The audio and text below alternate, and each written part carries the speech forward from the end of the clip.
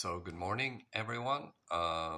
Today is January 19th, 2025, and I'm going to comment on some stuff uh, that happened in social media. So, in this case, there's a group here in Finland who promotes Finnish heritage, and I think um, that this is connected to why Finland isn't doing so well.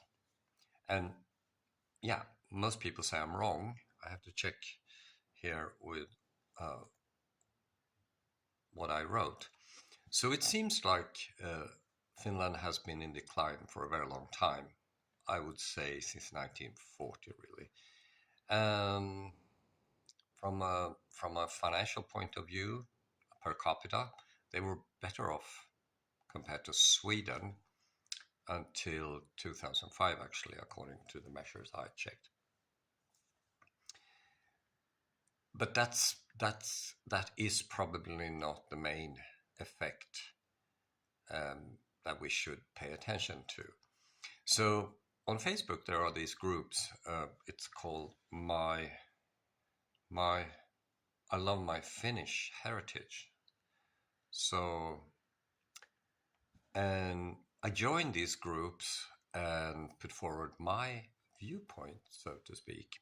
So, for example, in one, and I think I mentioned that before, they claimed that meatballs with mashed potato is a typical Finnish tradition. I mean, in the present it may be, but what they mean in this group is stuff that has sort of born in Finland. And I wrote about that a couple of weeks ago or something like that. Because meatballs was first mentioned in 1755, I think it is, by she was like a Swedish uh, teacher for future home wives. Things were different at that time, and meatballs, Swedish köttbullar. She supposedly was the first person who mentioned that. Now in 1755, Finland was the eastern part of the Swedish kingdom, and mainly Swedish speaking, actually. In the group, they also mention cinnamon buns, cinnabons, and it's like, oh, they emerged here in Finland. Funny thing though, cinnabons arrived from Philadelphia in the U.S.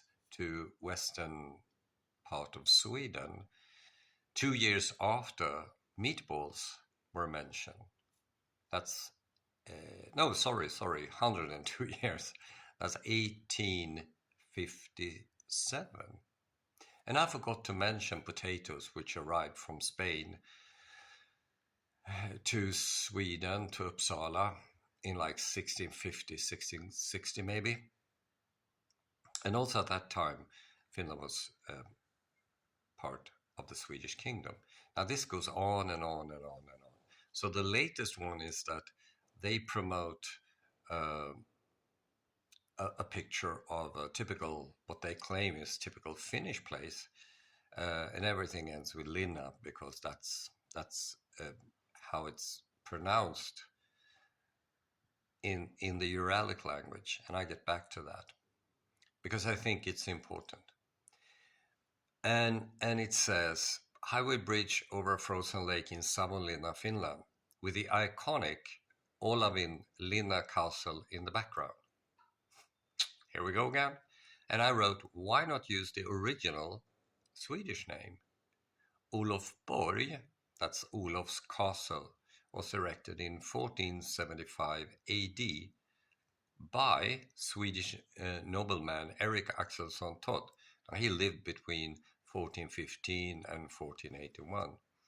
And Ny Slott, the new castle, which they called Savonlinna, was actually founded in 1639 by Queen Christina's governor of the eastern part of the Swedish kingdom, Per Brahe.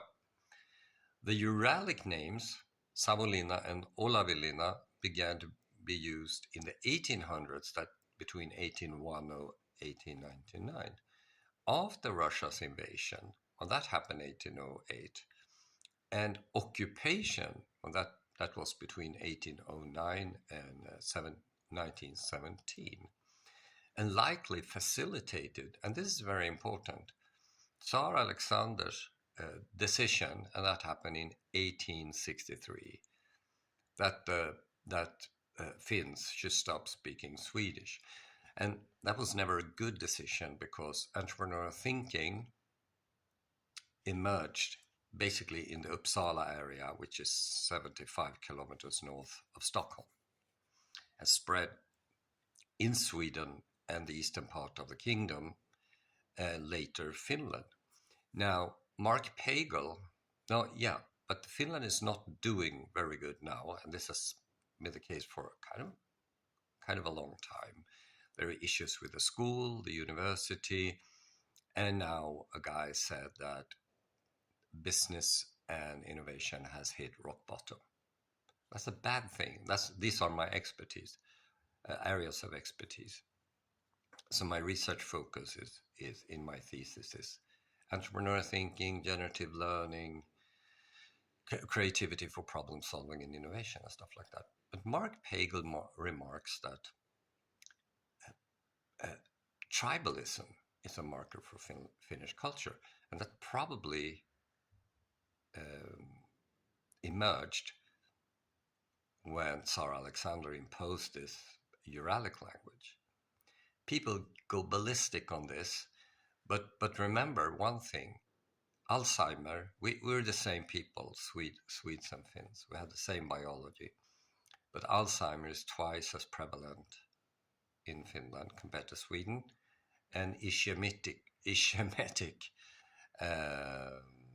heart disease is 50% more prevalent. It's a cultural phenomenon. So would you like to do anything about it?